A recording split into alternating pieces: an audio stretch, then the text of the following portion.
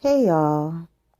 When we talk about rock and roll, rhythm and blues, we have to talk about Frankie Lymon. He was a talented young man.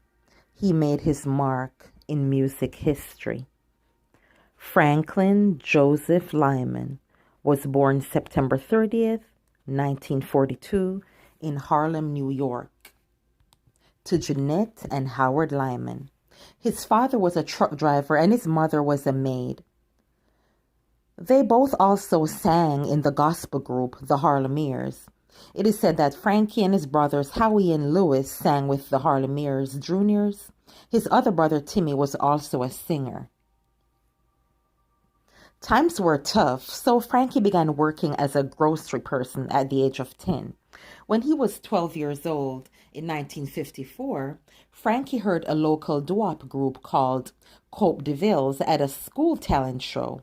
He became friends with the lead singer Herman Santiago, and Frankie eventually became a member of that group, now calling themselves both the Ermines and the Premiers.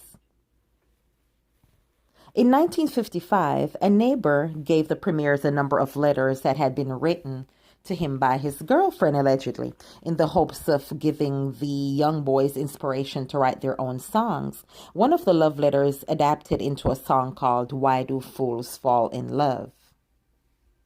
The Premiers started calling themselves the Teenagers. They got their first chance at fame after they impressed Richard Barrett, who was a singer with the Valentines.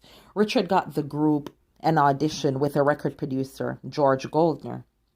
Allegedly, the day they had the audition, the original lead singer, Santiago, he was late. So Frankie came up and said he knew the part because he helped to write the song.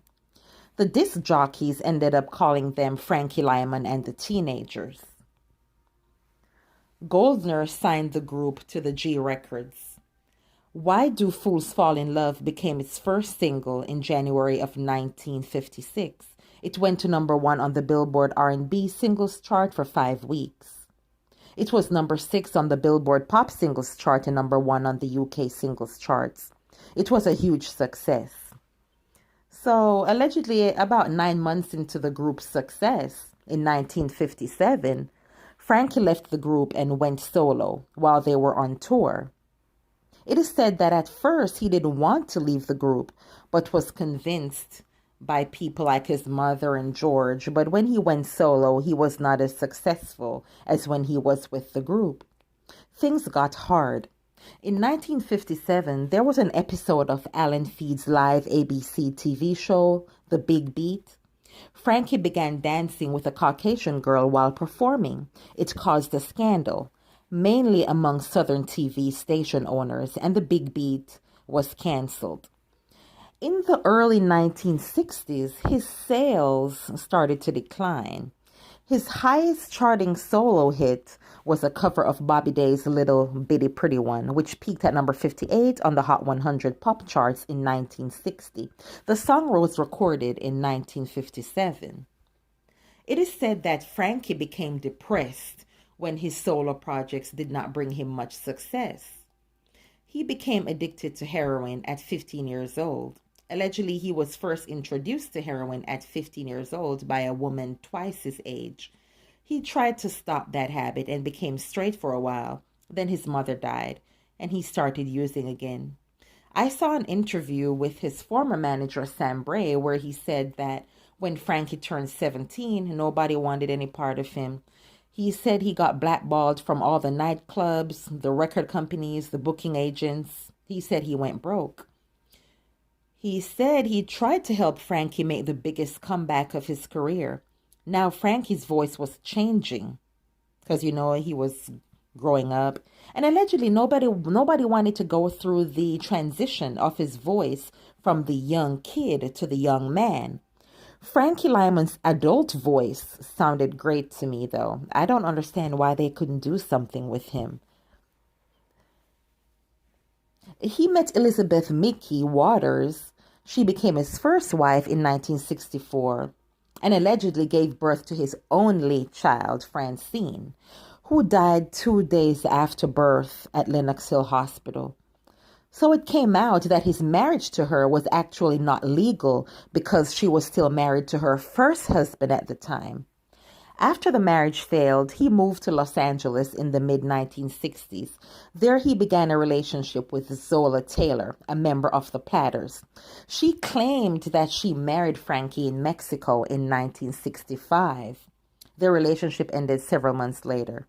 It's been said that Frankie would say that their marriage was a publicity stunt and Taylor could show no legal documentation of their marriage. In Major Robinson's gossip column of June 6, 1966, Zola allegedly said the whole thing was a joke and she went along. It was a joke and she went along with it at the time. Frankie's final television performance was on Hollywood A Go-Go in 1965. They actually asked him to lip-sync to the recording of his hit song Why Do Fools Fall in Love that he recorded at 13 years old.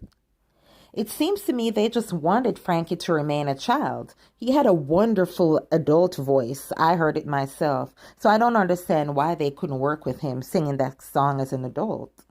In June of 1966, Frankie was arrested on a heroin charge and was drafted into the United States Army in lieu of a jail sentence. It is said that he reported to Fort Gordon, Georgia, near Augusta for training.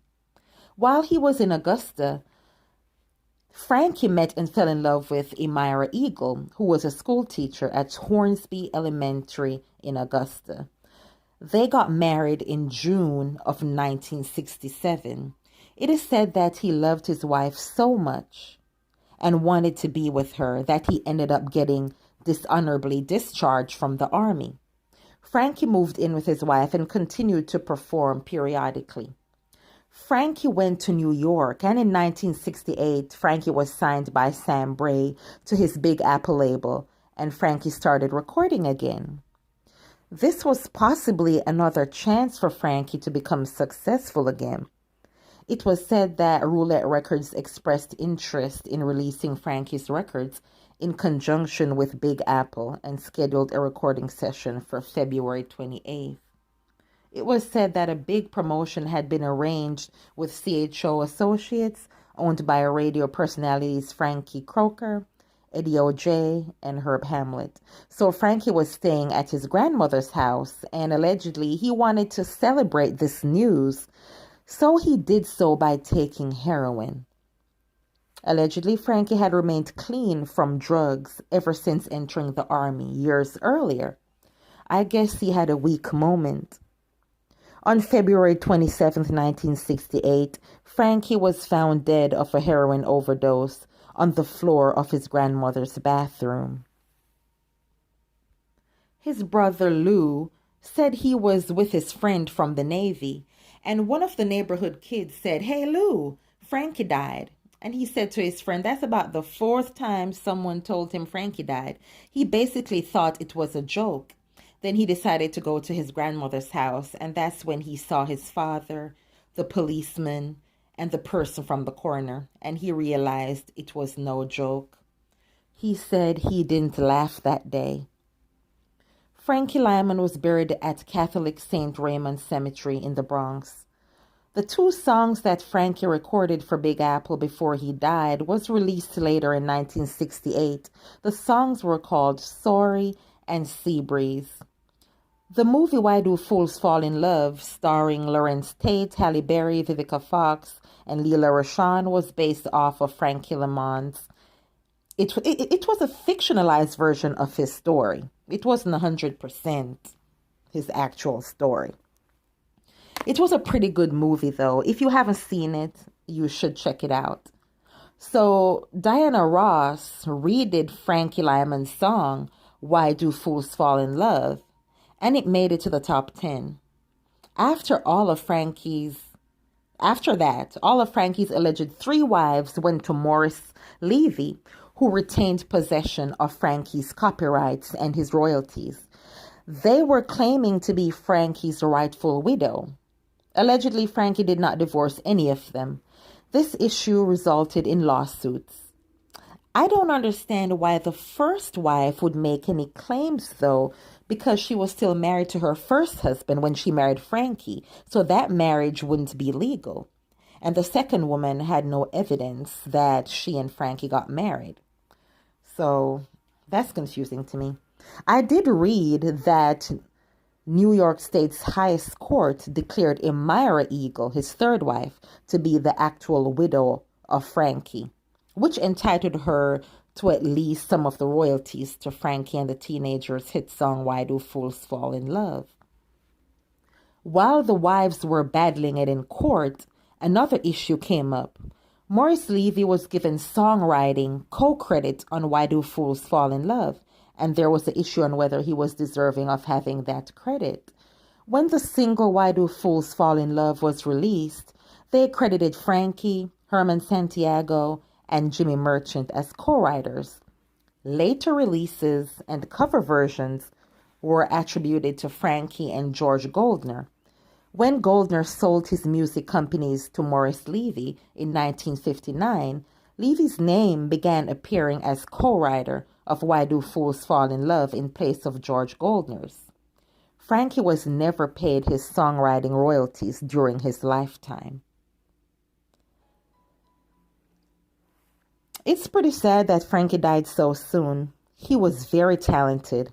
I heard that the forming of the Jackson 5 group was influenced by Frankie's group. Frankie Lymon and the Teenagers, they were the first boy band in rock. Frankie Lymon's success was short-lived, but good music never dies. Rest in peace, Frankie Lymon.